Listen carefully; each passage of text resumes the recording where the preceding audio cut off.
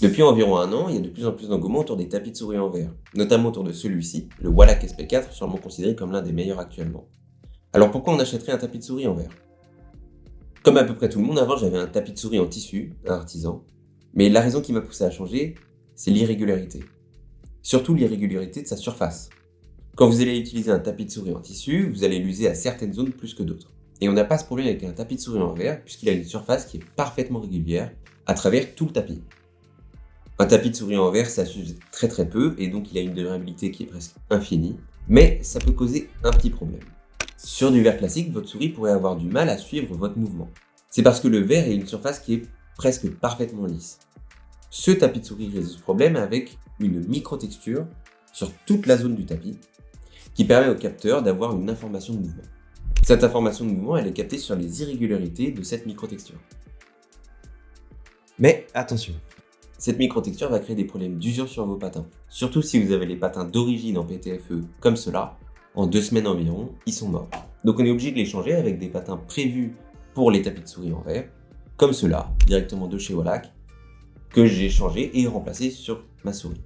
Ces patins sont optimisés pour du verre et donc sont plus durables.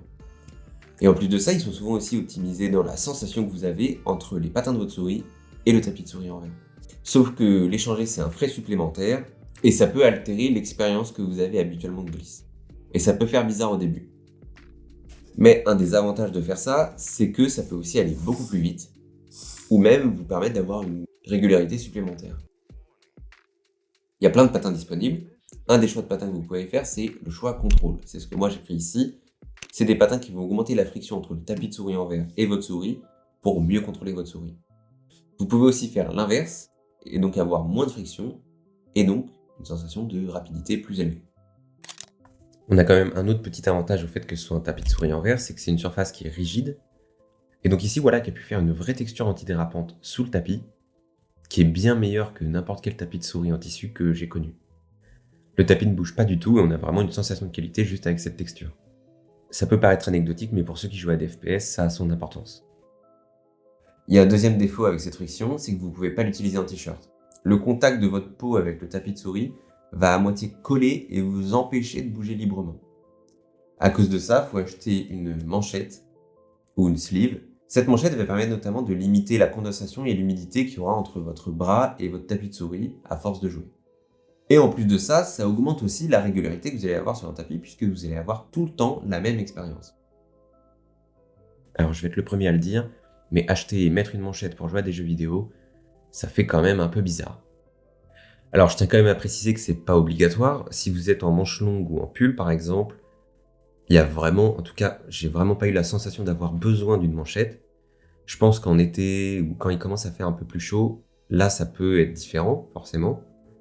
Par contre, même si j'ai l'impression d'en avoir pas besoin, quand je la mets, j'ai vraiment l'impression d'avoir une régularité accrue, puisque j'ai vraiment une expérience qui est la même à chaque fois.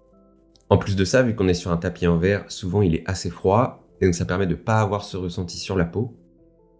Autre chose qui est liée à ça, c'est la texture du verre sur la peau. Il y en a qui détestent ça et qui peuvent trouver ça un peu abrasif, et donc ça permet d'enlever ce défaut-là. En parlant de la texture abrasive, il y a un dernier défaut qui est quand même assez important, c'est le son que ça fait avec la souris et les patins de la souris, qui est beaucoup plus fort que sur un tapis de souris en tissu.